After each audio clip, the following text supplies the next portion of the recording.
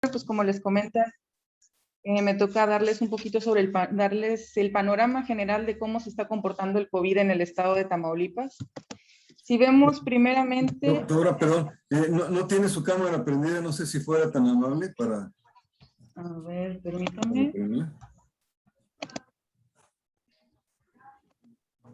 Me aparece a mí como que está activa. Ah, ya, disculpe. Ok, muchas gracias. Ok, gracias. Ahora sí, si me permiten, vamos a hablar un poquito, ya les comentaba ahorita mi predecesora, acerca de cómo se ha estado trabajando en el país a través de los semáforos epidemiológicos. El semáforo epidemiológico habla más que nada de unos cálculos matemáticos que se hacen utilizando la información con la que se cuenta. Entre ellos, pues la cantidad de casos, la cantidad de defunciones, el cálculo de la velocidad de transmisión, que esto es algo sumamente importante, y que es con lo que nos damos cuenta de una manera muy rápida de cuando hay una cepa que nos esté causando algún problema. Sabemos que hay un cambio de cepa cuando estos parámetros se alteran. Entonces, dentro de lo que es Tamaulipas, somos uno de los 4 estados que continuamos en semáforo naranja. A pesar de ello, la cantidad de casos, si tomamos un global de casos, estamos en el lugar número 13 a nivel nacional, y si lo tomamos por tasa, estamos en el lugar número 18. Somos ahorita de los estados un poco más afectados. Si viéramos cómo está la curva epidémica, hablamos de que este gráfico que les muestro trae todo lo que es el antecedente del comportamiento de la pandemia. En las barras azules vemos la cantidad de casos y en la línea roja vemos la cantidad de defunciones. En la primera ola vemos cómo la línea de defunciones rebasa la cantidad de casos. Al principio, si recordamos, al principio de la pandemia, la capacidad diagnóstica estaba limitada. En casi todo el país, o realmente en todo el país, se contemplaba únicamente la prueba PCR para tomar un caso como positivo o una asociación epidemiológica clara. Sin embargo, como también les comentó la doctora, tenemos una sindemia. En particular en Tamaulipas el año pasado pasamos por una epidemia fuerte de dengue, que en este caso también nos mermó un poquito el diagnóstico y llegó a crear alguna confusión diagnóstica en los hospitales. Las cantidades de defunciones superó, digamos, si vemos del lado izquierdo vemos cuántos casos y del lado derecho vemos el gráfico de las defunciones. No es que hayan sido más defunciones que casos, sino que el gráfico está de esta forma para que nos sea más fácil verlo. La cantidad de defunciones en la segunda ola, que fue al principio de este año, digamos que parecería estar ya a la par de cómo se comportan nuestras defunciones, nuestros casos. Y en esta ola, algo que también les comentó la compañera es que tenemos un rezago en la notificación de defunciones. Parecería algo malo y decir, tenemos un rezago de a lo mejor un mes en lo que es la notificación oportuna. Sin embargo, somos de los países que mejor notifican. La mayoría de los países bajos o los países de bajo nivel socioeconómico, realmente ellos no cuentan con un sistema de vigilancia. En algunas ocasiones no tienen ni sistemas de registro de nacimientos. Entonces, México tiene una ventaja muy grande en este sentido, en el que tenemos las defunciones, digamos que casi al día. Por lo regular vamos de un mes atrasados. En algunos estados, por la carga de trabajo, sí llegan a tener 2, incluso hasta 3 meses de rezago. Pero bueno, dentro de lo que cabe, somos de los países que mejor notifican sus defunciones. Tenemos incluso países de primer mundo que la notificación es un poquito más lenta. Ellos cierran hasta después de un año prácticamente. Les voy a dar la siguiente lámina. ¿Cómo se ha comportado el COVID en casos por grupos de edad? Vemos cómo en los grupos de menores ha sido mínima la detección de casos. No significa que no se estén infectando. Sabemos que los pequeños tienen un cuadro muy atípico o incluso pasan muchas veces asintomáticos. Entonces es poco frecuente que hagamos el diagnóstico en ellos. Vemos cómo se empiezan a disparar los casos hasta el grupo de 20 a 24 años y ya del de 25 años a 40 tenemos la mayor carga de los casos que se están presentando. No hay una diferencia entre el sexo masculino y femenino. Al principio de la pandemia, los primeros meses, hablamos de los primeros 2, por mucho 3 meses, se cargaba el sexo masculino, esto por las decisiones que se tomaron cuando se pidió que se quedara en casa la población. Recordemos que México todavía tiene esa característica en la que todavía la familia depende mucho del varón como quien lleva la economía a casa. Entonces esto fue lo que provocó que en algún momento llamara la atención que porque era el grupo masculino, era porque era el que estaba saliendo de casa, y mientras todos los demás se resguardaban. Sin embargo, pues bueno, la enfermedad no distingue entre sexo, no distingue tampoco entre razas. ¿Cómo está la tasa de mortalidad por municipio? En Tamaulipas, el municipio mayormente afectado es el de Tampico. Tampico tiene una peculiaridad, la mayor parte de su población es población adulta mayor. Si vemos las pirámides poblacionales de cada municipio en particular, Tampico tiene esta característica. Gran parte de su población son adultos mayores y esto parecería que dice uno, bueno, ¿por qué su tasa de mortalidad tan alta? Tiene mucho que ver con esto. Ya sabemos que uno de los grupos de riesgo, pues obviamente es el adulto mayor. No así con Mantij y con Tencat, que también tienen una pirámide un poco cargada hacia el adulto mayor, pero no tanto como lo tiene el municipio de Tampico. Entonces son otros factores los que influyen en los municipios que tenemos siguiendo a este. El estado en general tiene una tasa de mortalidad de 169.7. Si lo vemos ya como letalidad por grupos de edad, lo vemos del lado derecho en el cuadro que está en gris, vemos como del grupo de 50 a 59, en el que tenemos un 10% de letalidad, brinca al grupo de 60 a 69 años y se dobla esta letalidad a un 20.74%. En general, el grupo mayormente afectado durante la pandemia continúa siendo este grupo mayor de 60 años. Les voy a platicar un poquito sobre las muestras. Les comentaba que al principio de la pandemia se utilizaba únicamente el diagnóstico por PCR y una asociación epidemiológica, que fue lo que se empezó a usar a mitad de año. Actualmente contamos con diferentes formas de hacer un diagnóstico. Uno es con una muestra PCR, otro es bajo una sospecha clínica. Se puede hacer un dictamen donde se da el diagnóstico clínico de COVID-19, otro es por asociación epidemiológica. Digamos que alguien en la familia ya cuenta con un resultado positivo, por ende, si alguien más desarrolla los síntomas, se da como positivo. Y la otra es la prueba de antígeno, que es la muy conocida como prueba rápida, que ahorita es un elemento muy valioso que nos está permitiendo hacer diagnósticos oportunos y llegar a una población marginada, cosa que no estaba sucediendo al principio de la pandemia, donde teníamos 12 jurisdicciones trabajando con el diagnóstico, un solo laboratorio en todo el estado, todas las muestras se trasladaban a la capital, donde se procesaban. Si bien se hizo toda una logística donde diariamente existía un vehículo de traslado de estos municipios a la capital, eso hizo que el diagnóstico fuera pues relativamente oportuno, de 24 a 48 horas, pero bueno, ahorita con la prueba de antígeno ya no son 24 a 48 horas, son 24 a 48 minutos, ¿no? Entonces sí cambia mucho el panorama, no es lo mismo alguien que ya sabe que es diagnosticado positivo a alguien que no lo es. Dicen, ¿por qué es la importancia de que alguien sepa que es positivo en el momento? Porque incluso a veces nos platica mucho el personal de salud, dice, le acabo de tomar prueba COVID y ya se fue a la tienda, la persona ya se fue de compras, ya se fue a una fiesta porque él piensa que es negativo. Cuando le llega la prueba positiva, pues justamente ya hicimos ya no hubo un control epidemiológico correcto. Entonces, vemos en el gráfico de barras azules el índice de positividad. ¿Qué es un índice de positividad? De cada 100 muestras que tomamos, ¿cuántas nos dan positivas? Entre mayor sea el índice de positividad, es mayor la carga de enfermedad dentro de la población. Cuando hemos tenido la mayor cantidad de índice de positividad fue en enero de este año.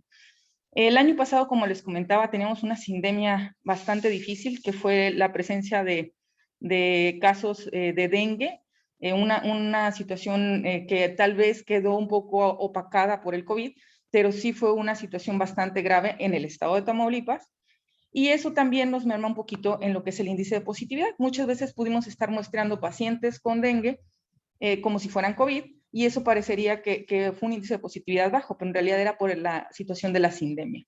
En el mes de enero, que ya tuvimos una positividad del 49%, también hablamos de esa sensibilidad que creó el personal médico y esa forma de hacer el diagnóstico en el que, si bien al principio teníamos muchas dudas, mucho miedo, ya para estas fechas el personal médico ya tenía mucha experiencia, al igual que pues el resto de este año.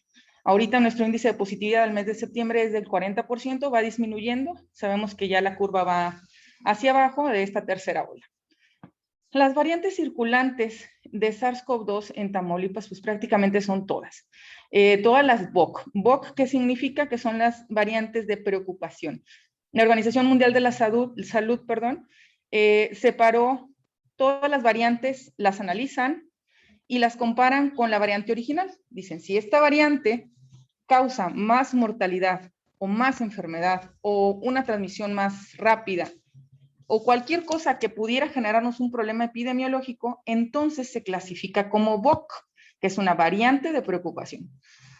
Hay variantes que están todavía en estudio, les llamamos VOIS, que son las variantes que todavía no estamos seguros de si sí causan un problema o si no lo causan. Entonces, las VOC que ha clasificado la OMS son 4, que son la alfa, la beta y la gamma.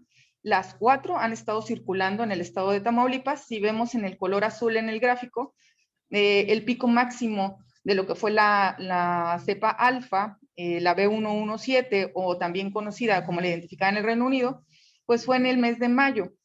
Ya estaba circulando también lo que es la cepa gamma, que es la que se diagnosticó por primera vez en Brasil, y empezó a circular de manera simultánea con la alfa, pero su pico máximo lo tuvimos en junio.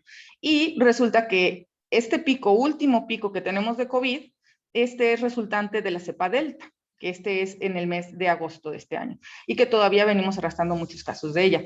La diferencia del comportamiento con las cepas anteriores, vemos que en las olas previas, digamos que empezaba lento y bajaba lento.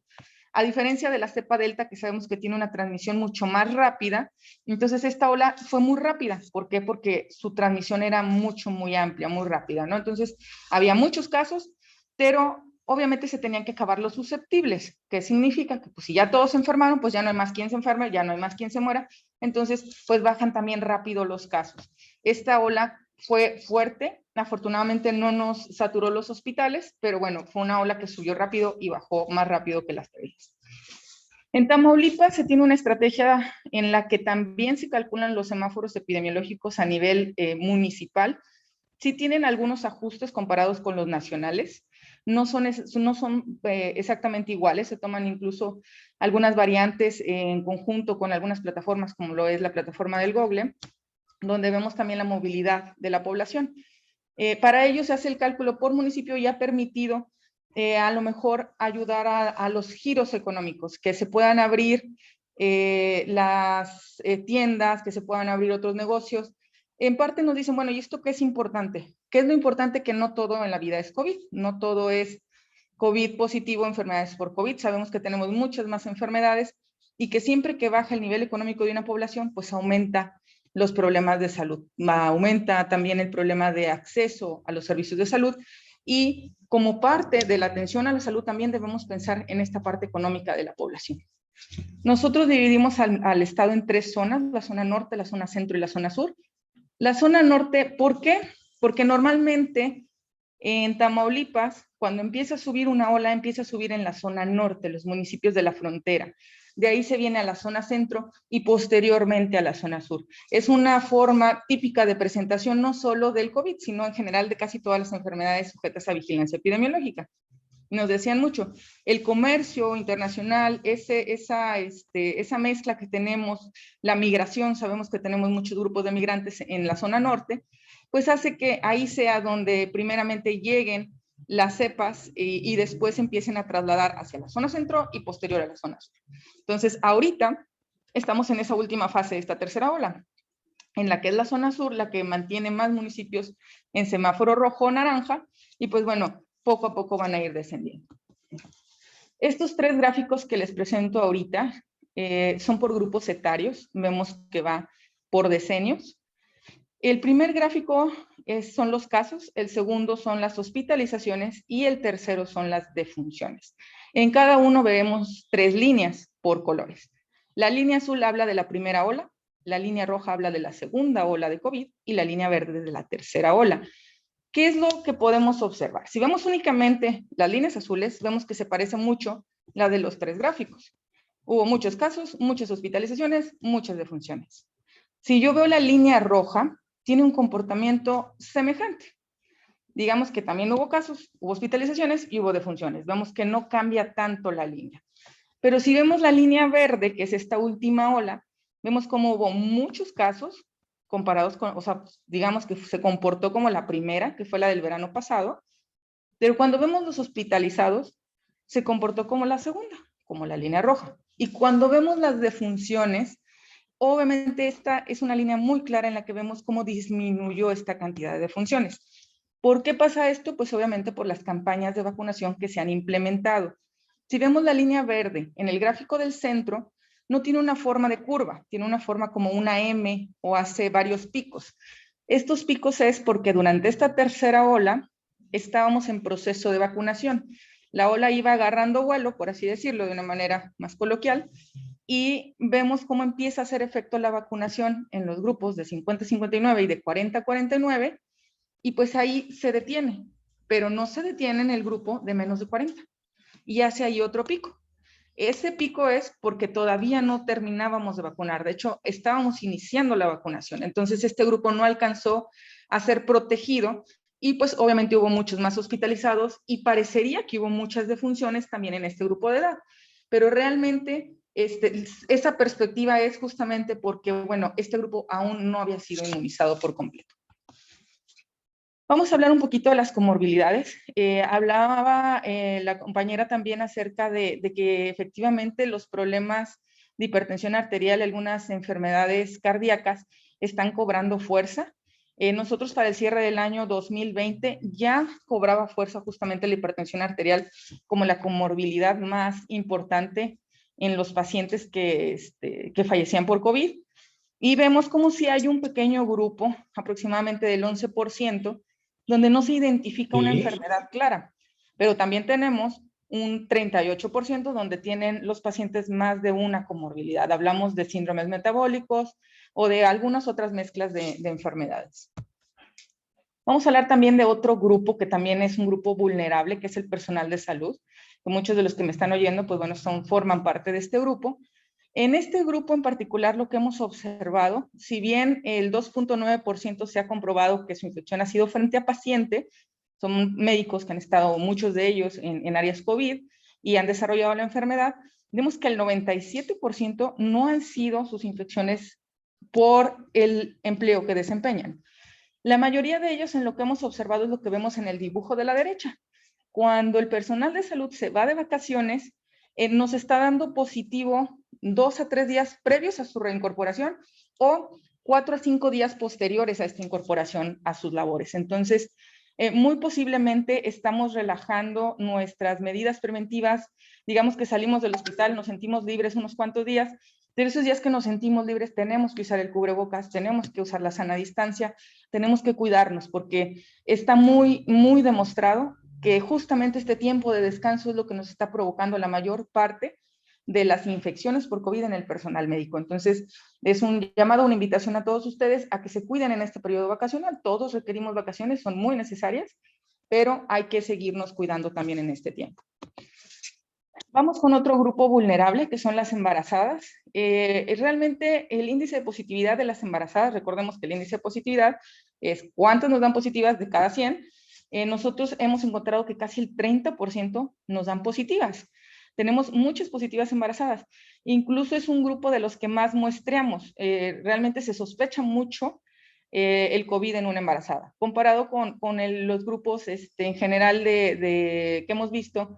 Bueno, este es un promedio, el 29.3% es un promedio de la gráfica que veíamos en las barras azules que les presenté hace un rato. Y si hacemos el promedio de embarazadas, ellas nos dan el 21%. Estamos tomando mucha muestra embarazada, eso es algo bueno, que se sospeche en esta población.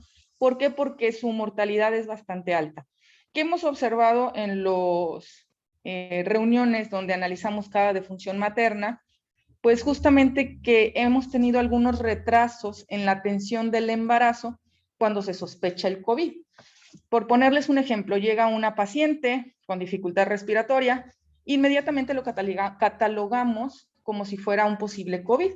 Recordemos que la embarazada únicamente por el estado avanzado del embarazo puede tener un aumento de la frecuencia respiratoria y que hay muchas patologías asociadas al embarazo que nos pueden dar una dificultad respiratoria clara. Hemos tenido casos de dengue de pacientes embarazadas que obviamente ya está avanzado, es un problema de dengue y nos da una respiración elevada y dificultad respiratoria aparente, entonces inmediatamente se cataloga a la paciente como COVID. Y esos tiempos de retraso en la atención de la embarazada, en la que si es o no es COVID, son los que nos han estado llevando a la defunción de estas mujeres. Entonces, para quienes estén en triage COVID, tomen en cuenta que una embarazada se nos puede descompensar en muy poco tiempo, que hay que identificar si son realmente son síntomas COVID, son de alguna otra patología, porque realmente esto es lo que nos está causando la mayor parte de las defunciones, esa confusión que estamos teniendo en las zonas de recepción de la paciente embarazada. Voy a pasar a otro grupo, que es el grupo de los vacunados. Si vemos en Tamaulipas, se han aplicado 3 millones de vacunas, 3.634.807, pero esquemas completos llevamos únicamente 1.717.000. Estas equivalen al 67.3% de los mayores de 18 años, y si lo vemos por población total no llegamos ni al 50%. Nos decían hace un rato, tenemos que llegar al 88%. ¿Por qué al 88%? Pues para adquirir una inmunidad de rebaño. Significa, pues bueno, que estaríamos protegidos toda la población si lográramos este porcentaje. Sin embargo, por lo menos hasta el momento no se ha podido lograr. Vamos a un 46.7% de la población total, que ese número es el que tiene que llegar al 88%, y pues todavía estamos bastante lejos de eso. De las poblaciones vacunadas, en general, hemos tenido 4.700 casos, de los cuales 133 son defunciones. Tenemos una letalidad del 2.8%. Sin embargo, si lo calculáramos con la población total de vacunados o inmunizados, pues en general las personas que ya tienen la vacuna, la posibilidad de morir es de 7 por cada 100,000 personas. A diferencia de la población general, que son 168 por cada 100,000 personas. Estamos hablando de una diferencia abismal. Vemos en esta primera tabla que está a mero arriba, donde vemos los números en verde y en rojo, ese 7.7 comparado con ese 168 es una diferencia bastante grande. Entonces, vemos cómo efectivamente la vacunación es ahorita la mejor estrategia que tenemos, si bien están muchas en estudio, que también ya estamos escuchando en las conversaciones de hoy, pero bueno, en este momento es la mejor arma que tenemos, y es una invitación también porque incluso tenemos personal médico que duda de la eficacia de la vacuna. Entonces, ahorita es invitarlos a vacunarse, porque sí, efectivamente los datos nos dicen que la vacuna es lo más importante. En general, las poblaciones vacunadas se complican, el 3% hacen una enfermedad grave, el 94% hacen una enfermedad leve y el 3% fallecen. En el caso de la población no vacunada, el 89% hace una enfermedad no grave. Entonces, vemos comparado con este 94%, pues sí hay un beneficio bastante claro. En Tamaulipas se han aplicado 4 biológicos: Pfizer, AstraZeneca, Sinovac y CanSino. Si vemos también la tasa de mortalidad por 100,000 vacunados, sí hay diferencias. Vemos como el biológico Pfizer fallece 1.5 personas por cada 100,000 vacunados con este biológico, a diferencia, por ejemplo, de AstraZeneca, que son 3.3 personas, Sinovac 5.6 personas fallecen por cada 100,000 vacunados, y CanSino, que tiene 16.7 personas fallecen por cada 100,000 vacunados. Entonces, sí hay diferencia. Afortunadamente, en Tamaulipas, el biológico mayormente aplicado ha sido Pfizer, que es el 63%. Y esto, pues también, en cierta forma, ha tenido que ver el hecho de que el Estado, previo a que se decidiera la vacunación en el país, ya se estaba preparando y compraron ultracongeladores que no se compraron en otros estados de la República. Entonces, el hecho de contar con ultracongeladores nos dio la prioridad de contar con este biológico. Lo que se hacía era, bueno, ¿quién tiene ultracongelador? Para llevarles Pfizer, porque es un biológico muy delicado en red de frío. Y en las zonas de alta marginación o de difícil acceso se aplica CanSino. Si vemos que aunque la tasa de mortalidad por 100,000 vacunados es alta, es población que tiene menor exposición por el simple hecho de estar en zonas alejadas. Sabemos que las poblaciones urbanas son donde más existe la transmisión, y aparte de que CanSino tiene la ventaja de ser unidosis, la posibilidad de llevar una vacuna Pfizer a una localidad sumamente alejada es muy baja. No se cuenta con la infraestructura o la capacidad para hacerlo.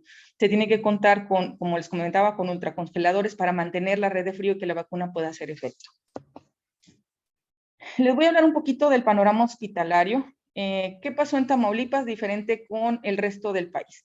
En Tamaulipas se hicieron hospitales COVID aledaños a los hospitales generales, son como si fueran unos pequeños hospitalitos, infraestructuras provisionales, por así decirlo, equipadas para atender pacientes COVID. Esto disminuyó mucho la infección dentro del hospital. En los hospitales donde hubo reconversión dentro del edificio, hubo más infecciones en el personal y obviamente más infecciones de infecciones asociadas al cuidado de la salud.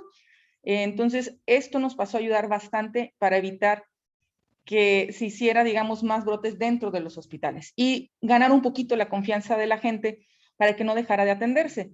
Si bien vemos que los crónicos que deberían estarse controlando sus padecimientos para evitar una defunción por COVID, pues dejaron de ir por sus medicamentos, o dejaron de atender su patología de base, pues con el miedo de ir al hospital y contagiarse de COVID. Entonces, esta estrategia de hacer hospitales aledaños nos ayudó bastante y pues bueno, ha sido una de las ventajas que hemos tenido en el estado.